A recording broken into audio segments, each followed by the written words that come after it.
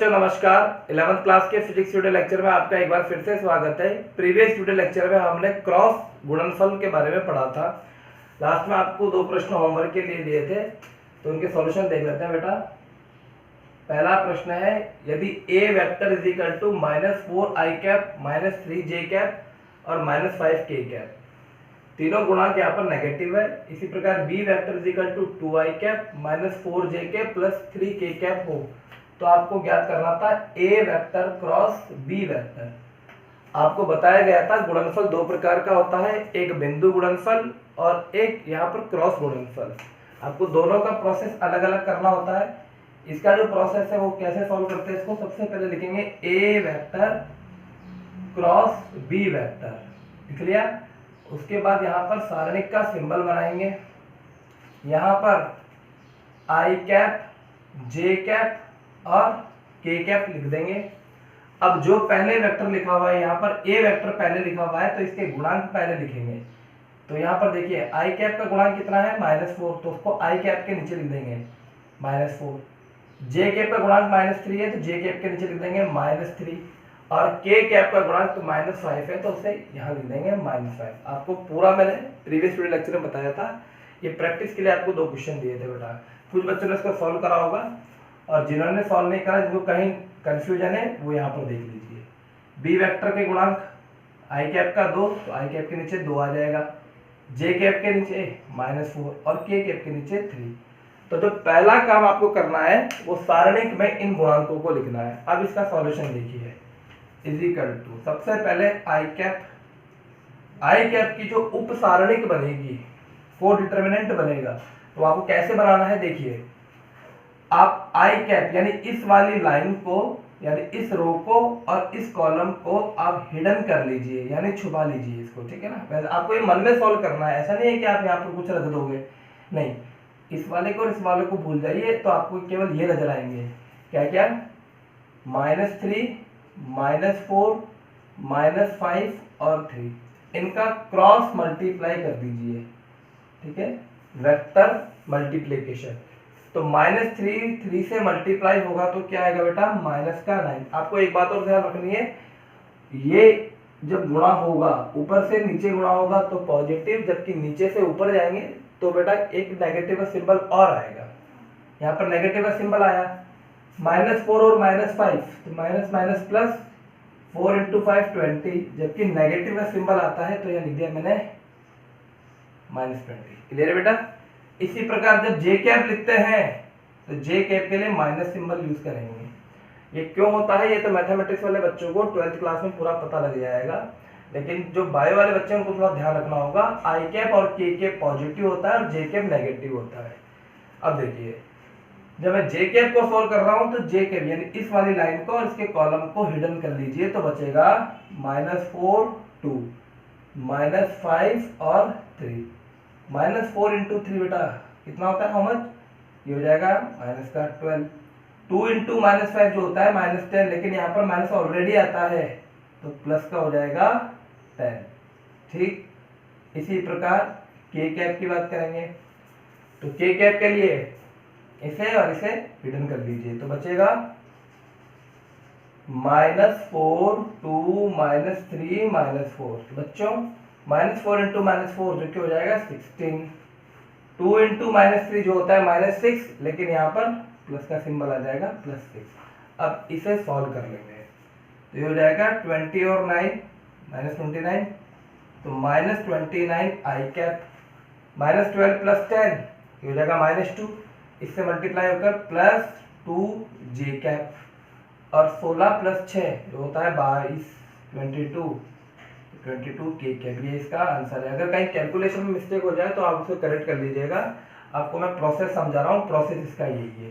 सबसे पहले आपको a क्रॉस b लिखना है, जो ज्ञात करना है, आई जे कैप लिखेंगे, फिर जो पहले लिखा हुआ है उसके गुणांक, फिर दूसरे गुणांक, और फिर क्रॉस मल्टीप्लाई करते जाएंगे, जो कि आपको समझ में आया होगा। आइए बेटा दूसरा क्वेश्चन भी देख लेते हैं, इसको नोट कर लीजिएगा। सेकंड क्वेश्चन भी इसी तरह का था, लेकिन उसमें मैंने आपको कुछ चेंजेस बताया था। प्रश्न है सी वेक्टर और डी वेक्टर के फॉर्म में। देखिए क्या क्वेश्चन है वो भी लिख देता हूं मैं। C vector is equal to, question number 2, ये भी होमवर्क का था, C vector is equal to -7i plus 3j और -2k, ये सी वेक्टर है।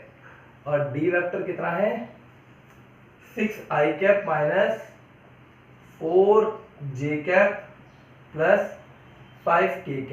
अब यहाँ पर सी क्रॉस डी ज्ञात नहीं करना है, यहाँ पर ज्ञात करना है D vector cross C vector, इसकी वैल्यू आपको फाइंड आउट करनी है। तो देखिए बेटा, अब ये थोड़ा सा चेंज हो जाएगा, और क्या चेंज होगा वो देखिए। सबसे पहले आपको लिखना है जो ज्ञात करना है, D cross C is equal to, सारणिक बना ली, i, j और k आपने लिख दिया है। ये i, j के बारे में जानते होंगे, ये x अक्ष के अनुदिश एकांक सदिश होता है, j वेक्टर y अक्ष के अनुदिश एकांक सदिश होता है, और k वेक्टर ये z अक्ष के अनुदिश एकांक सदिश होता है। अब देखिए i का गुणांक, यहाँ पर देखिए थोड़ा सा ध्यान दीजिएगा, पहले कौन सा सदिश लिखा हुआ है, डी वेक्टर, तो पहले d के गुणांक लिखेंगे, तो i के नीचे 6 -4 5। अब c लिखा है बाद में, तो c के गुणांक लिखेंगे, तो -7 3 -2। ये ध्यान रखना, जो पहले लिखा हुआ है उसके गुणांक पहले लिखने होंगे। अब इसको वैसे ही सॉल्व करेंगे जैसे अभी तक सॉल्व कर आ रहे हैं। i, ये वाली लाइन और ये वाला कॉलम, इसको हिडन कर लीजिए, तो बचेगा -4 3 5 -2। इसको क्रॉस मल्टीप्लाई कीजिए ऊपर से नीचे, तो बेटा कोई इफेक्ट नहीं पड़ता, पॉजिटिव रहता है। तो -4 × -2 ये हो जाएगा 8, 3 × 5 जो 15 होता है, लेकिन माइनस सिंबल का आता है, बीच में माइनस आता है, नेगेटिव -15 लिख दिया। इसी तरह से -j के लिए ये और ये छिपा दीजिए, तो 6 -7 5 -2 क्रॉस मल्टीप्लाई कीजिए, 6 × -2 माइनस का 12, -7 × 5 -35, एक और माइनस लगाएंगे तो +35 आ जाएगा, और लास्ट में +k, इसको छुपा दीजिए। क्या बचेगा बच्चों, 6 -7 -4 3, ये इससे मल्टीप्लाई 18, 7 × 4 ये आ जाएगा 28, माइनस पॉजिटिव, बट माइनस एक और सिंबल आता है, इसलिए -28। ये थोड़ा ध्यान रखिएगा। इसको हल कर लेंगे तो आ जाएगा -7i, इसे हल करा तो -23j, और इसे हल करा तो -10k। कैलकुलेशन का अगर कहीं मिस्टेक हो जाती है तो आप इसको करेक्ट कर लीजिएगा। प्रोसेस मुझे समझाना था, प्रोसेस आपको समझ में आ भी गया होगा। ये है इस तरह के क्वेश्चन। अब आगे बढ़ते हैं बेटा। अब इसमें कुछ प्रॉपर्टीज है, कुछ गुण है इसके, वो ध्यान रखना है। एक इसका फॉर्मूला भी देख लिए, पढ़ लेते हैं।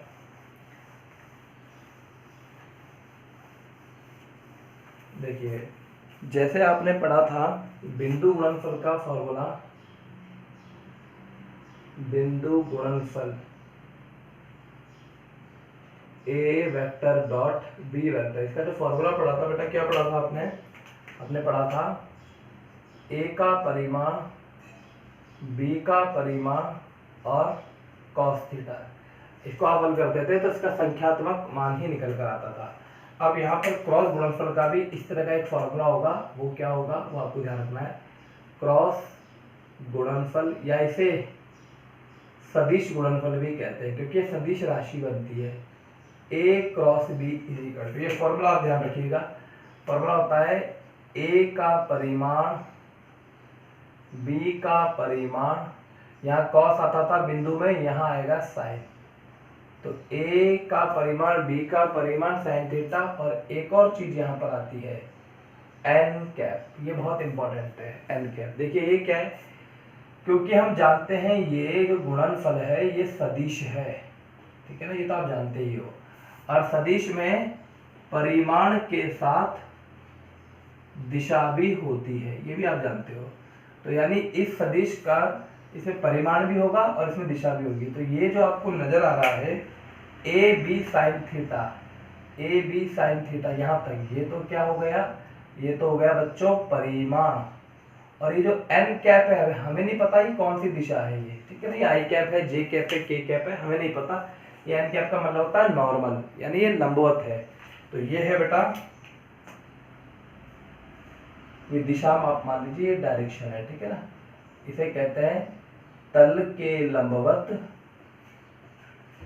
तल के लंबवत एकांक सदिश, तल के लंबवत एकांक सदिश। इसकी जो दिशा ज्ञात करते हैं ए क्रॉस बी के, इसको दाहिने हस्त के नियम से भी ज्ञात करते हैं, वो भी मैं आपको सिखाऊंगा।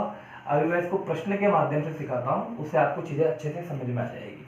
तो बेटा देखिए, ये फॉर्मूला आप ध्यान रखना, बिंदु गुणनफल का फॉर्मूला होता है ए डॉट बी। चूंकि ये तो अदिश गुणनफल है, ये आप भी जानते हैं, और अदिश में केवल परिमाण होता है, तो यहाँ पर कोई दिशा नहीं आएगी, फॉर्मूला डायरेक्ट है a dot b equal to a b cos theta.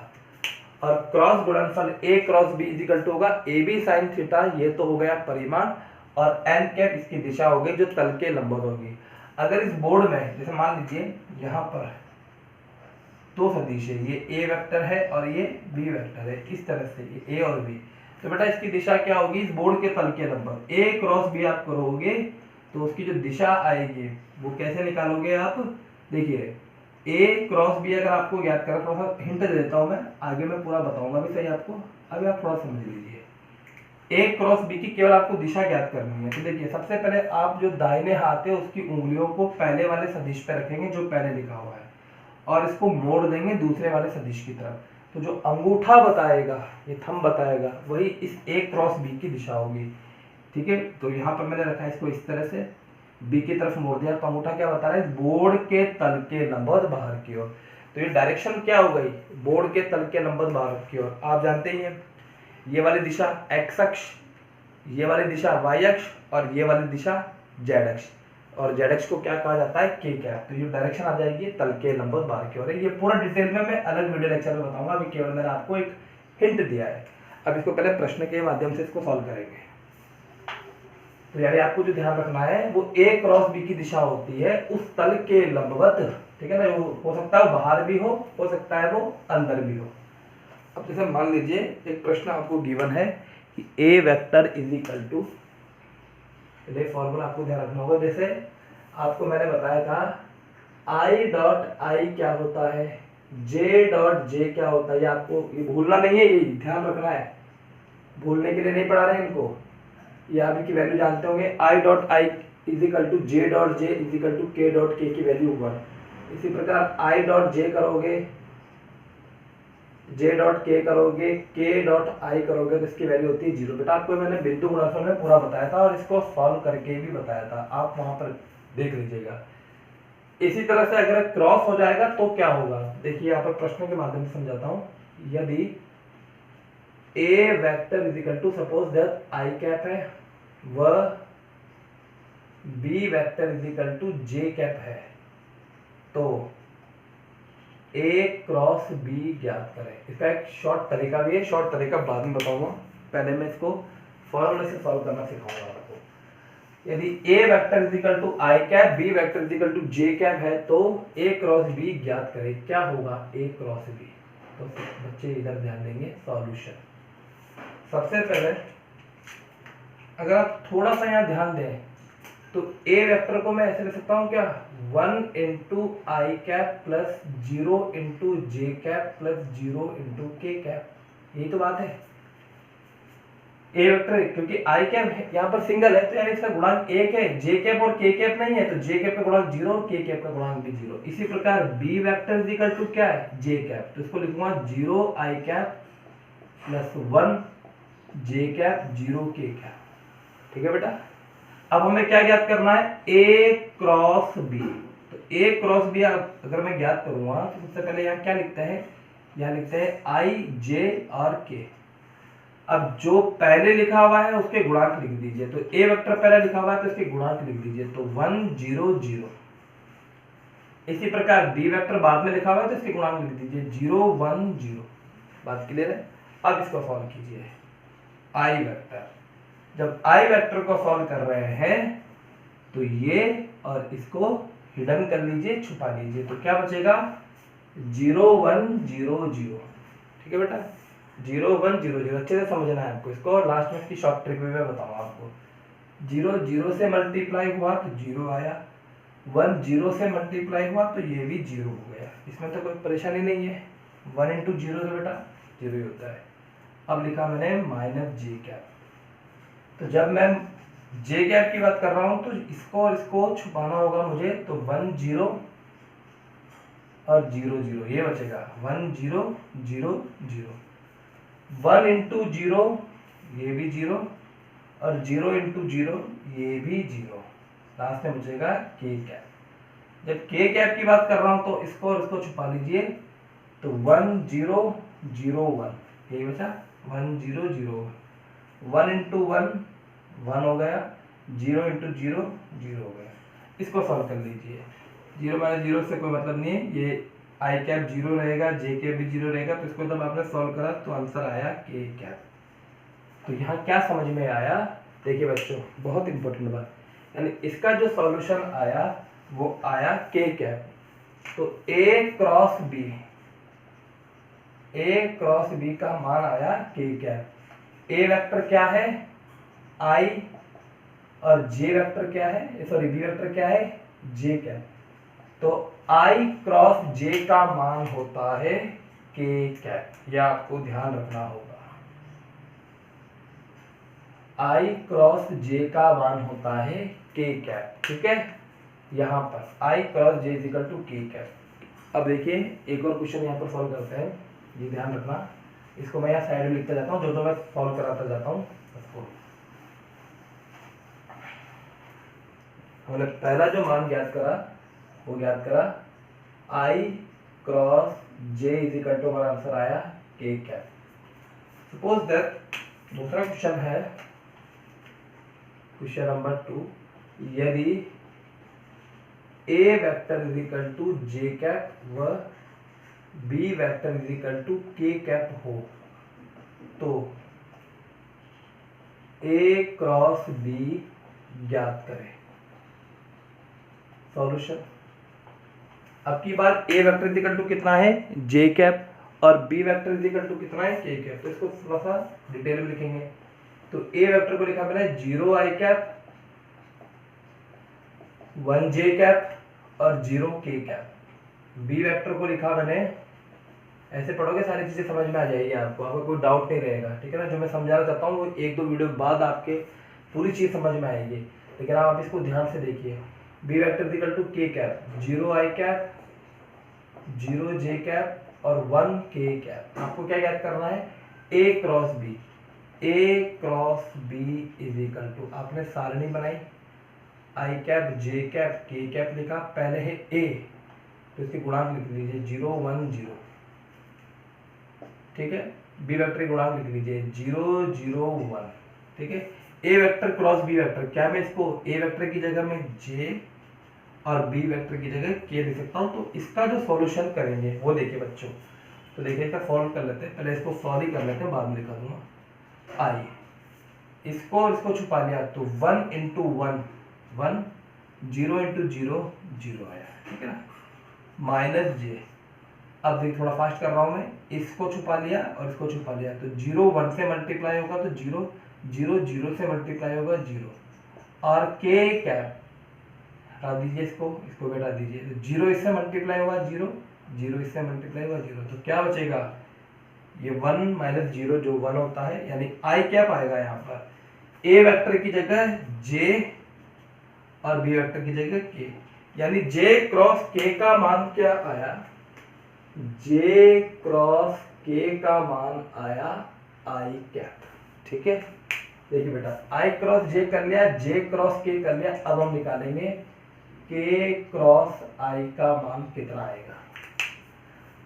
जब बिंदु गुणनफल आपको सिखाया गया था तो ये मैंने बताया था कि दोनों अगर सेम सदिश हो, थोड़ा सा इसको याद रखिए, जब दोनों सदिश सेम हो, आई डॉट आई हो तो मान 1 आता है, जे डॉट जे हो तो मान 1 आता है, के डॉट के हो तो मान 1 आता है। लेकिन जब दोनों अलग अलग हो जाए, आई डॉट जे हो, जे डॉट के हो, के डॉट आई हो तो मान 0 आता है। यहाँ ऐसा नहीं हो रहा, यहाँ क्या हो रहा है, आई क्रॉस जे दोनों अलग अलग है तो मान आया, अलग अलग है मान आया, अलग अलग है मान आएगा, लेकिन जब दोनों सेम होंगे तो आंसर 0 आएगा यहाँ पर, ठीक है ना।